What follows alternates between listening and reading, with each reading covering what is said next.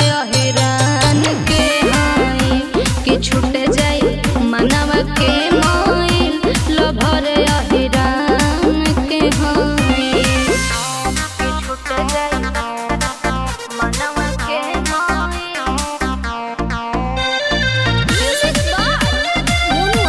lover अहिरान के हाई देते बात धमकी सनकी हाई रानी मारी के मुआ दे सब झर जाई पानी दही में बोल बा आना देखा देते देते बात धमकी सनकी हाई रानी मारी के मुआ दे सब झर जाई पानी और सुनावा गोरे रंगा दहरी ओ बारी बहरी गोरे रंगा दहरी ओ बारी बहरी लेके बुलेट घूमेला नई नई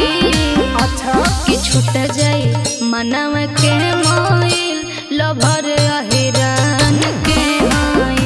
कि छूट जाई मनवा के मोइल लभर अहिरान के हाई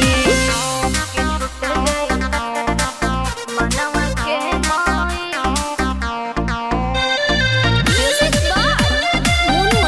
लभर अहिरान के हाई धंजी धड़कन में लेके रहे पास में दीपक तिजोरी मॉडल करे बात बात में बच के रही हो हम ओकरो से डरी नहीं धंजी धड़कन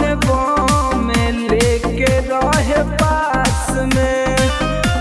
दीपक तिजोरी मॉडल करे बात